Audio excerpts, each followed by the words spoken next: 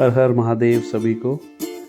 तो ये वीडियो है मैं और मेरे दोस्तों की श्रीखंड महादेव यात्रा के बारे में।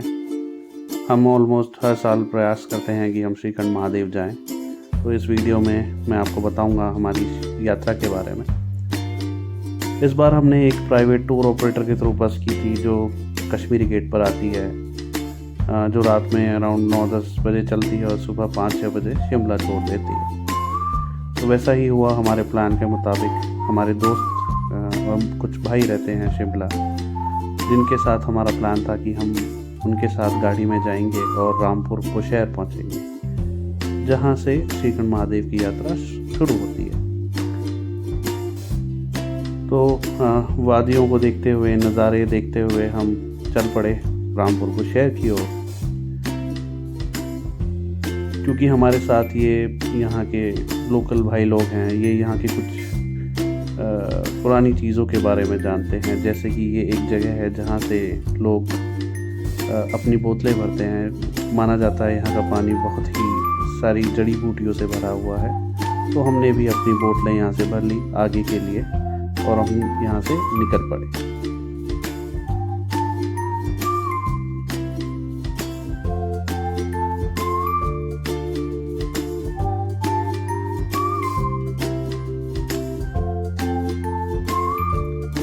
रास्ते में हमने और कुछ वादियों के नज़ारे लिए और हम देवढांग की ओर जा रहे थे। तो ये रास्ता अभी जो आप देख रहे हैं ये देवढांग की तरफ जाता है। यहाँ से देवढांग के लिए ऑलमोस्ट देवढांग मंदिर के लिए पूरा रास्ता बन चुका है। तो हम उसी रास्ते पे आगे बढ़े जा रहे थे।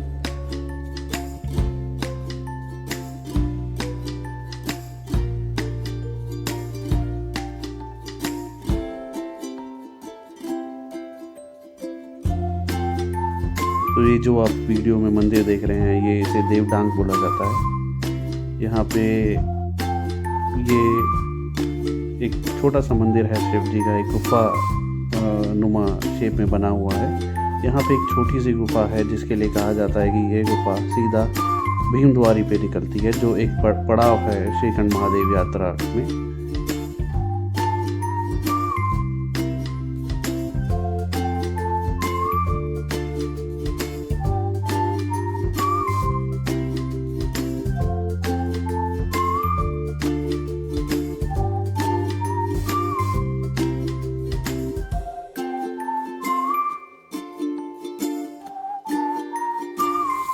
देवढांग में शिव जी के मंदिर के दर्शन करने के बाद हम चल पड़े हमारे पहले पड़ाव की तरफ, जहाँ पे हमने होम स्टे किया हुआ था, जिस गांव का नाम है जाऊं। तो हमें काफ़ी रात हो गई थी पहुँचते पहुँचते गांव में। आप देख सकते हैं हमें कुछ दिखाई नहीं दे रहा था हमारे हेडलाइट्स के अलावा। तो ये गांव के घरों की लाइट्स हैं जो हमें दिखाई दे रही हैं, जो काफ़ी दूर दूर थे। ये हमारे होम स्टे से नज़ारा है रात में। तो सुबह हुई जब हमने सुबह देखा कि हम कितनी सुंदर जगह पे ठहरे हुए थे। हमारे ही होम स्टे में एप्पल ट्रीज थे। उन्हें देख के काफ़ी खुशी हुई। और हमेशा पेड़ों को, एप्पल ट्रीज को देख के लगता है कि जाके एप्पल्स को तोड़ लो और तभी के तभी खा लो, बट ऐसा नहीं करना चाहिए। हमें लोकल्स ने बताया कि एप्पल ट्रीज पे काफ़ी केमिकल्स और फर्टिलाइजर्स यूज़ होते हैं, तो उसे हमेशा धोकर खाना चाहिए। ओके, तो सब उठ गए सुबह एंड देन वी स्टार्टेड। मेरे दोस्तों के साथ हमने स्टार्ट करी महादेव कैलाश, श्रीखंड कैलाश की यात्रा।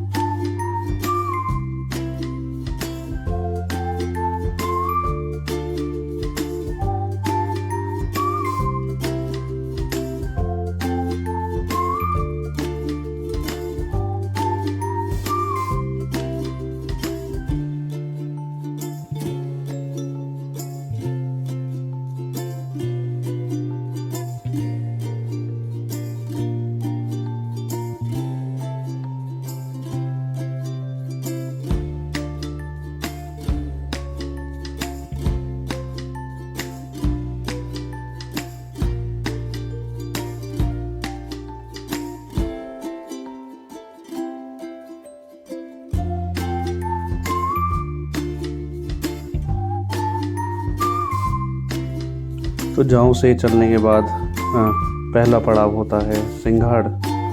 सिंघाड़ के बाद आपको नज़ारे दिखने चालू होते हैं। यहाँ से ये नदी है जो बह रही होती है साथ साथ। वैसे तो गाँव तक पहुँचने तक ही नज़ारे चालू हो जाते हैं, लेकिन यहाँ से आप देखते हैं बिल्कुल अनटच्ड नेचर। और यहीं से श्रीखंड महादेव यात्रा की शुरुआत होती है। सिंघाड़ के बाद बराटी नाला आता है। बराटी नाला के बाद थाचुड़ू आता है। थाचुड़ू में रुकते हैं सभी लोग रेस्ट करने के लिए, जो कि ऑलमोस्ट 8-10 किलोमीटर की सीधी चढ़ाई है। उसके बाद पहली कोशिश लोगों की होती है काली घाटी पहुंचने की। ये काली घाटी के नज़ारे आप देख रहे हैं।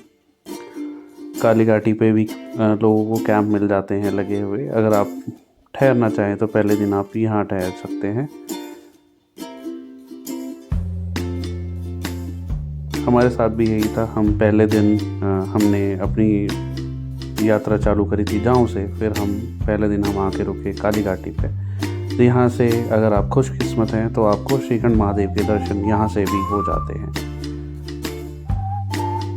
दूसरे दिन हमने यहाँ से उतराई चालू करी। काली घाटी के बाद पहली बार आप उतरना चालू करेंगे। यहाँ से उतराई होती है। यहाँ से आप देख सकते हैं पगडंडी है जो उतर रही है, और आपको छोटे छोटे हर 2-3 किलोमीटर पर आपको कैंप्स नज़र आ जाएंगे, जो अस्थाई होते हैं, जो खाली इस सीजन में लगाए जाते हैं यात्रा के दौरान।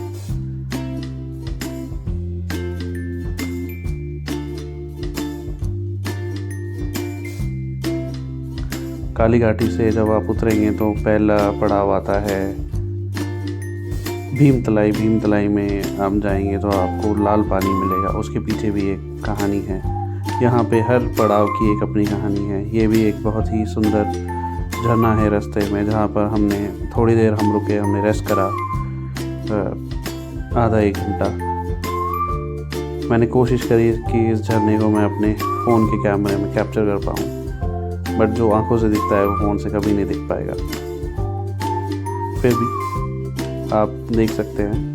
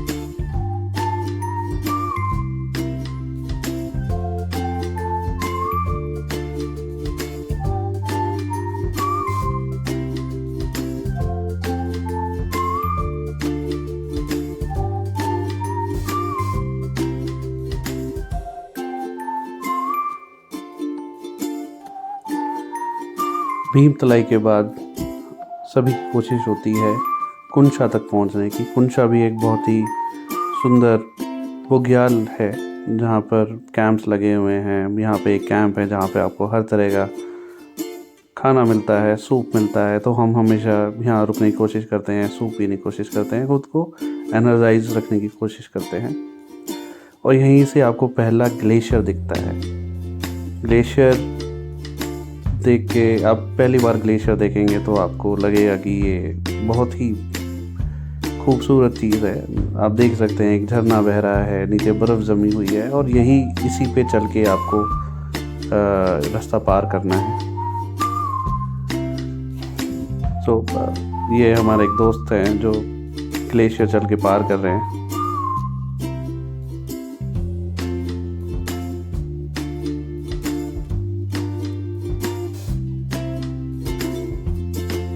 दूसरे दिन हम काफ़ी आराम से चल रहे थे, तो रात होते होते हम भीमद्वारी पहुंच गए। काली घाटी से भीमद्वारी अराउंड 7-8 बजे शाम के हम भीमद्वारी पहुंच गए।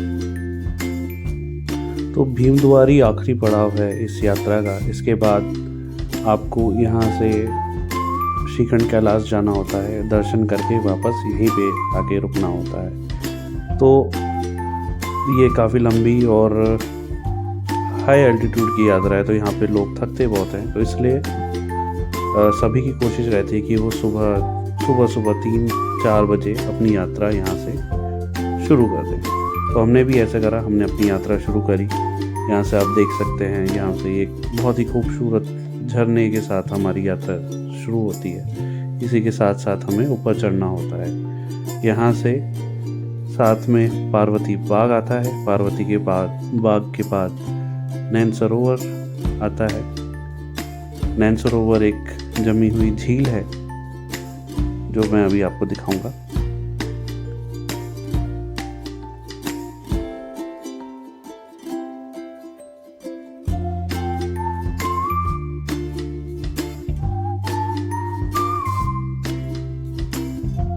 तो सुबह सुबह मौसम काफ़ी साफ था, तो जैसे जैसे हम ऊपर चढ़ रहे थे पार्वती बाग, तो हमें यहीं से श्रीखंड महादेव के दर्शन हो गए और हम अलग ही ऊर्जा से भर गए आगे बढ़ने के लिए।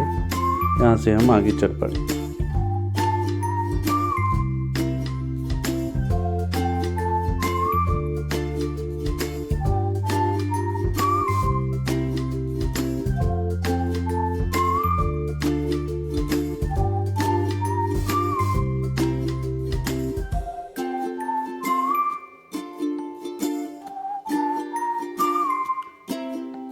पार्वती बाग से आगे आपको पथरीला रास्ता मिलेगा। एक जगह सैकड़ों पत्थरों से भरी हुई है, उनके थ्रू आप जाते हैं आगे नैन सरोवर की ओर।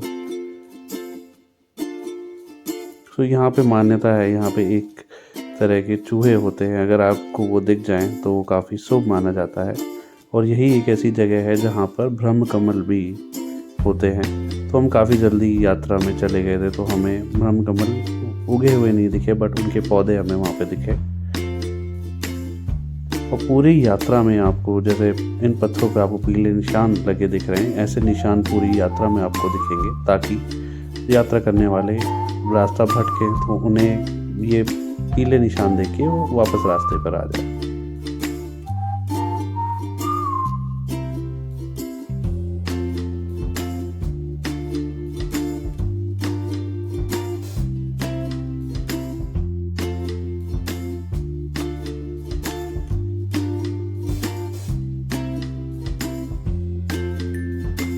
श्रीखंड यात्रा पे अगर आप जा रहे हैं, बहुत ही कठिन यात्रा है, तो आप प्रॉपर इक्विपमेंट्स अपने साथ लेके जाएं। अपने ट्रैकिंग शूज़ लेके जाएं, वाटरप्रूफ शूज़ लेके जाएं, वाटरप्रूफ जैकेट्स लेके जाएं, रेन कोट लेके जाएं, छाता लेके जाएं, ड्राई फ्रूट्स अपने साथ लेके जाएं,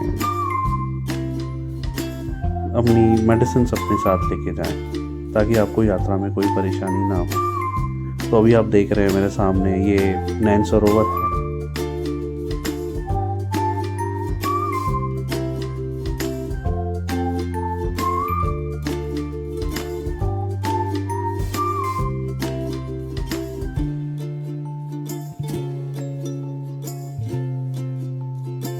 तो ये इस बार पूरी फ्रोज़न थी, पूरी जमी हुई थी। यहाँ पर आकर हमने थोड़ा आराम करा पहले, अपनी यात्रा आगे शुरू करने से पहले। और यही लास्ट पड़ाव है जहाँ पे आपको पानी, पीने का पानी मिलेगा। तो सबने अपनी बोतल्स भर ली। काफ़ी ठंडा पानी होता है, बट यही आखिरी पड़ाव है जहाँ पर आपको पीने के लिए पानी मिलेगा। तो यहाँ से आप ज़रूर अपनी पानी की बोतलें भर लें। और यहाँ से आगे का रास्ता चालू होता है। अब आपको बड़े बड़े पत्थर मिलते हैं जिन पे चढ़ के आपको जाना होता है आगे। यहाँ से थोड़ी आपको सांस लेने में भी दिक्कत स्टार्ट हो जाती है, क्योंकि ये हाई ऑल्टीट्यूड पर है। तो यहाँ पे मैं भी बहुत थक गया था, मेरा पानी ख़त्म हो गया था। तो बेयर ग्रिल्स देख के थोड़ा मैंने कुछ सीखा है कि बर्फ़ में आप कैसे पानी बना सकते हैं। तो मैंने अपनी बोतल ली, थोड़ी बर्फ़ साफ़ करके मैंने उसमें बर्फ़ डाली और उस बर्फ़ को लेके मैंने अपनी जैकेट में रख लिया, सो दैट मेरी बॉडी हीट से वो पिघल के थोड़ा पानी बन गया और एक घूंट पानी मेरे को ऊपर चढ़ने तक मिलता रहा रास्ते में।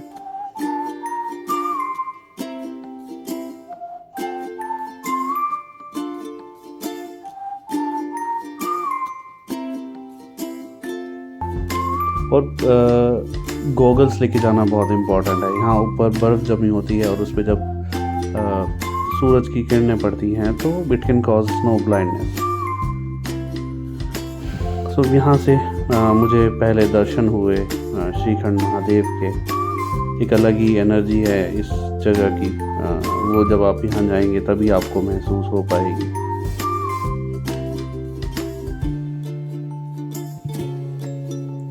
मैं अपने ग्रुप का आखिरी बंदा था जो यहाँ पहुँचा था। मैं बहुत स्लो चल रहा था।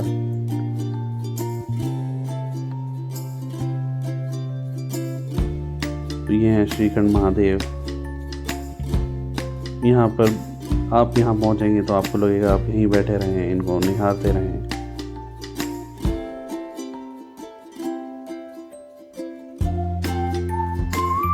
ये लगभग 17-18 हज़ार फीट की ऊंचाई पर है, which is more than 5000 metres. तो अच्छी खासी फिटनेस चाहिए आपको यहाँ पहुँचने के लिए। अगर आप कभी प्लान कर रहे हैं यहाँ जाने के लिए तो थोड़ा पहले से ही फिज़िकल एक्टिविटी चालू कर दें। If you don't do that, otherwise बहुत मुश्किल होगा यहाँ तक पहुँच पाना।